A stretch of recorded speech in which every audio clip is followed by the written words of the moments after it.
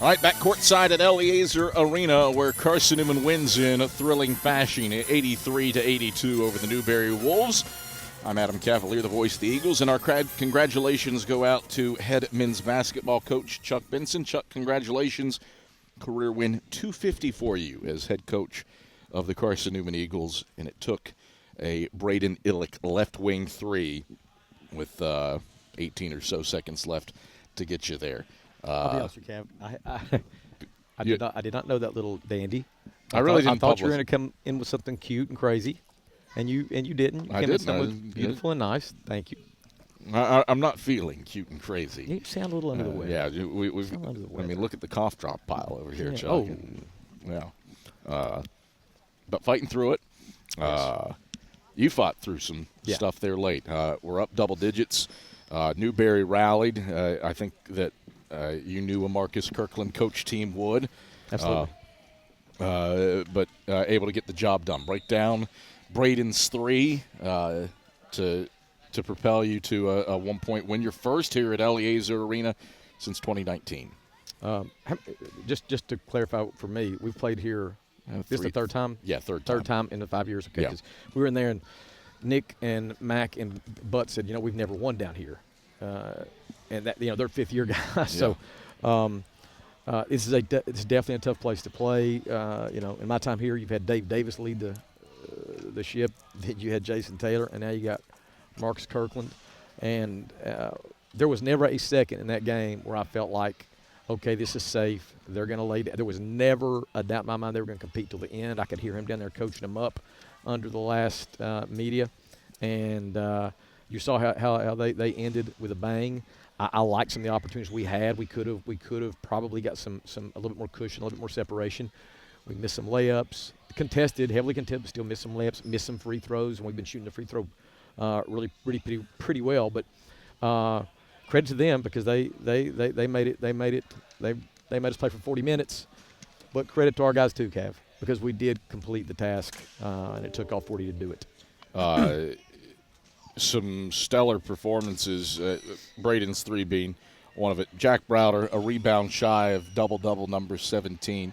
Felt like at times that he was the straw that stirred the drink for you today, while Trey, a very quiet 20-point night. I don't know if it was the not having stats provided in real time as opposed to the box score brought over at medias, but it felt like Trey's 20 was quiet. But what about the job of those two? Jack does Jack-type things. I mean, there's a reason why he leads our league in scoring and rebounding, and you sort of know that he's pretty consistent about bringing it. But Trey in particular, after the LMU game, brought him to the side and talked to him a few different times. We've been sort of going back and forth and really just encouraged him to, this is your last go-around, man. You're an incredibly invested worker at your craft, and you need to pay yourself back, pay our team back by giving us your best version. And we actually made a couple of adjustments, or not really adjustments, made a greater emphasis in some other areas that we felt like would put Trey in positions where he could be more impactful at the rim, and all of that worked out.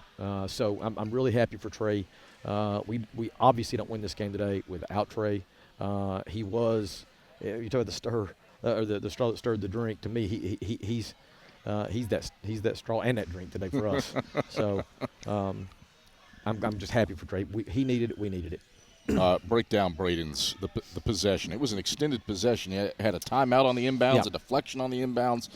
Other pressure is trying to turn us over. We had a hard time getting it in. Made a couple of adjustments on what we were going to run to get the entry. We got it in. Had a call. Could not capitalize with the call, and so then we were just playing a concept. And it was Trey touched paint, or no? John touched paint. They gave extra help at the rim, and Braden spotted up. John shared the ball. We talk about paint to great, trusting each other, and John trusted Braden, kicked it out, and Braden made the shot when it left his hands. Every time he shoots, I think it's going in. He's got incredible mechanics, and he's got my confidence, and he has his own confidence. So that was the shot of the day. Wild how this one pans out, especially when you consider how you lost in this building.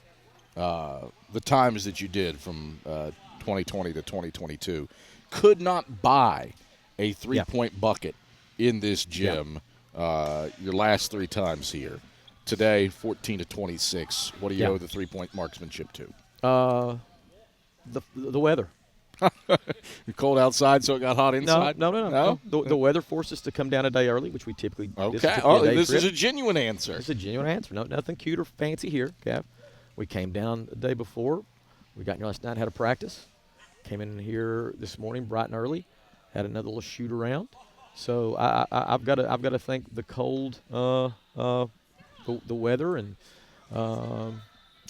snow.